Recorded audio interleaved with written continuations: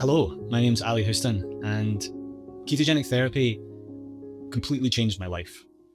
I used to have symptoms of ADHD since I was a child that I was diagnosed for by a UK psychiatrist when I was an adult about 10 years ago.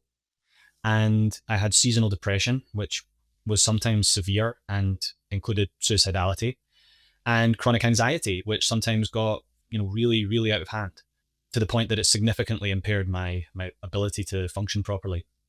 And everything came to a head in 2015 when I was studying for a PhD in gravitational wave physics after having spent a few years in industry working as a laser physicist and engineer. And I wasn't performing how I wanted to. My ADHD type symptoms were worse than they'd ever been. And my seasonal depression was at an all time low or high, depending on how you look at it. And the anxiety was crippling.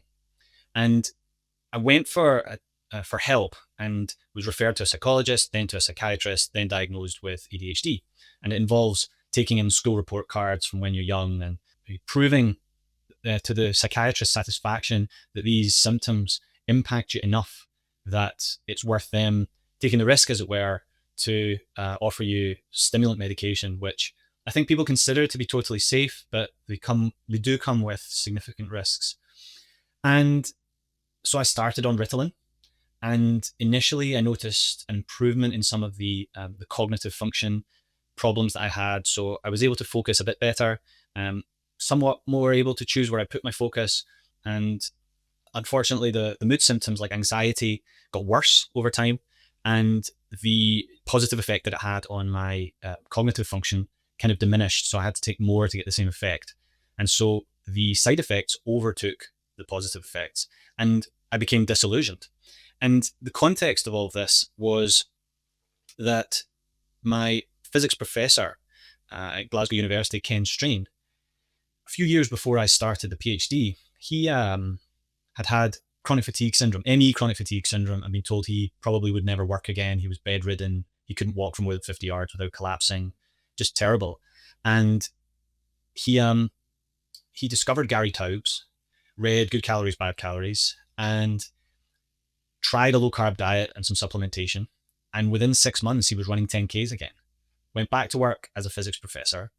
And so fast forward a couple of years and I arrive, and he's saying these outlandish things that sound outlandish to me in 2014 about food, like probably nobody should be eating wheat, or margarine isn't food, or 5 a day was invented by marketers, these kinds of things. And I thought, wow, what's he talking about? And I started to look into it myself and realized that actually ketogenic diets and low carb diets were at least a good way to control your weight for many people. And besides the problems I mentioned before, I was struggling to control my weight, and I really didn't like that. And so I thought, okay, I'll try to control my weight, and went on a ketogenic diet. And within 2 to 3 weeks, my ADHD symptoms quietened down to almost zero. And same with the anxiety. And this was in March 2016. And around about October that year, I thought, oh, it's been a good run, but here comes the slow freight train of seasonal depression. But it didn't appear.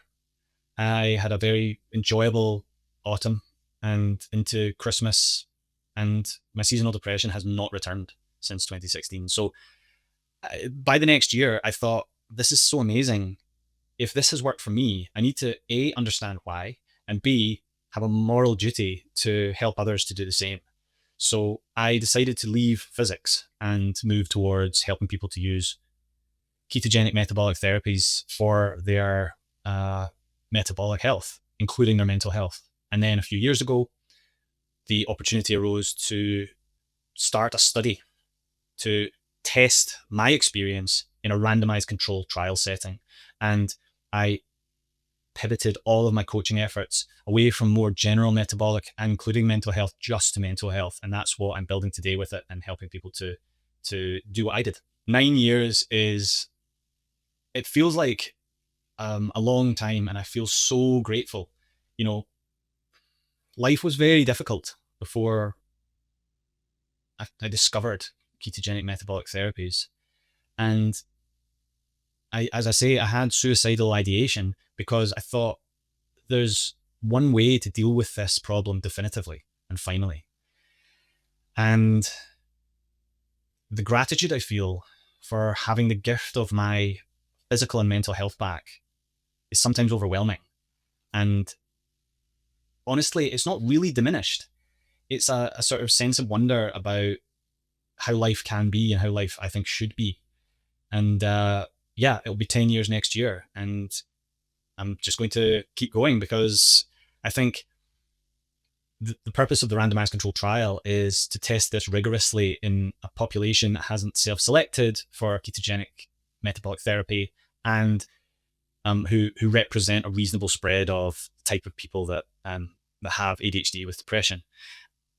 But I would be quite stunned if my experience was a fluke.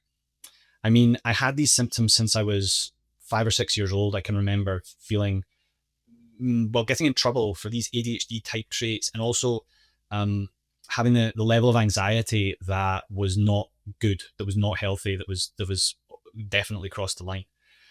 And that was continuous until I changed my diet, and now they've gone completely. It would be such a remarkable coincidence.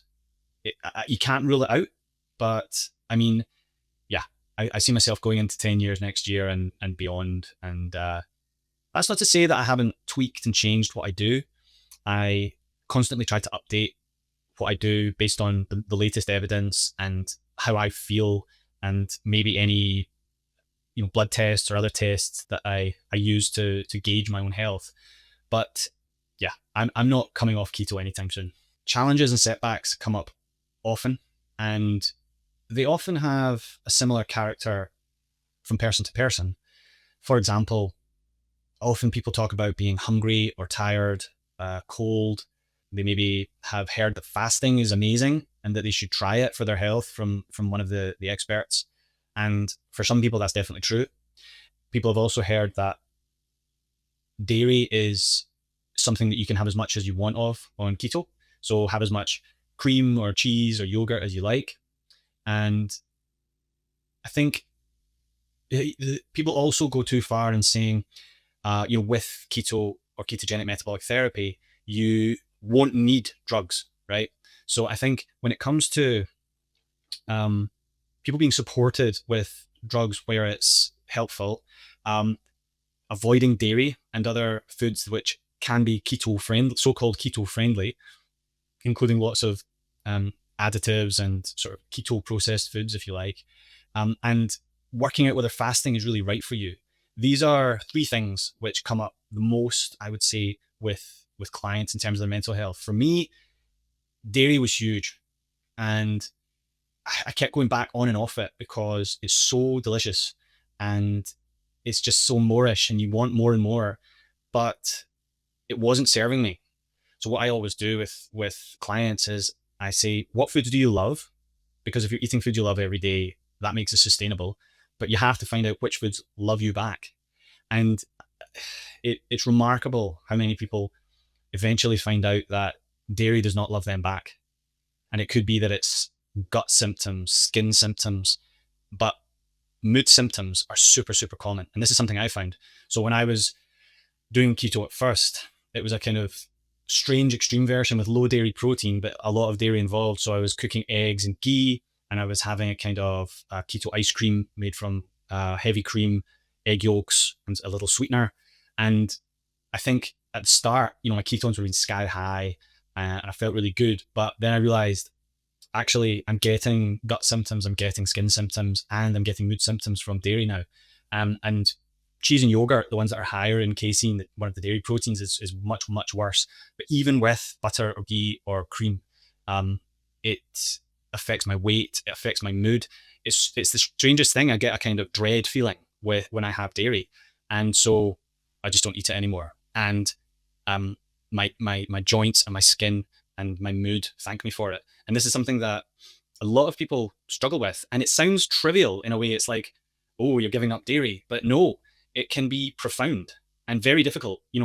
I used to smoke a lot of cigarettes, and I love that quote, quitting smoking's easy. I've done it hundreds of times. And it's true with dairy. And I actually found quitting dairy harder than quitting cigarettes. I was climbing the walls for over a whole weekend, horrible to be around. And so once I got over the hump, that was it. I don't eat it anymore. I think we have to learn to be kind to ourselves. That there's, that phrase, progress, not perfection, and don't let the perfect be the enemy of the good.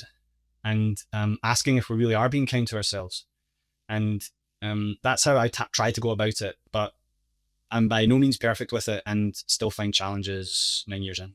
So if someone came to me and said, why should I try all this diet and lifestyle stuff when I can just take a pill? I would say that there is no pill that contains the overall effects of diet and lifestyle intervention. It just doesn't exist. So it's not that you're eschewing diet and lifestyle and choosing something equivalent. It's not how it works at all. It's apples and oranges.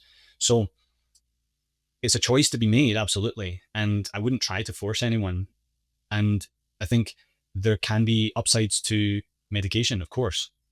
But I often think about my supervisor, professor at Oxford, who I'm doing the study with, who is a skeptical research psychiatrist. And he heard about Ian Campbell's study in Edinburgh and said, okay, this is interesting. It seems to work well for a lot of people with epilepsy. It seems to be very, very low risk. It's not zero risk necessarily, but it's, as an intervention goes, ketogenic metabolic therapy is very, very low risk. It's almost all upside for people who it works for. And so that is quite different to most drug interventions. And, even the statistics on the potential risk for long-term psychosis using higher doses of ADHD medication should give people pause for thought. It's not risk-free, even for the so-called non-serious mental illness conditions. And there's a couple of things that I always say to people who are thinking about it, because I'd say very often the main barrier that people are thinking about is, oh no, I'll never get to eat my favorite foods again. But that's just not true. So if you try ketogenic metabolic therapy for 1 to 3 months and you really give it a good shot, and you work with practitioners who understand how to optimize and personalize, and it works, and your life has changed, and your mental health symptoms have quietened down or gone away completely, and you have your life back, okay? Then you have a choice to make. Eat those foods that you thought you would miss so much, or continue having your life back. And of course, you can try to reintroduce these things. Some people who go on a ketogenic diet for a period can then reintroduce some carbs and still feel the therapeutic benefits having gone through it. Very often that's not the case, but I would be stunned if you had an experience like me and so many others where you felt like you had your life back and then you wanted to reintroduce things like pizza and donuts. It just becomes a bit of an absurd question. And really, how long is 3 months out of your life to try this? You might even notice the benefits after 2 or 3 weeks, like I did.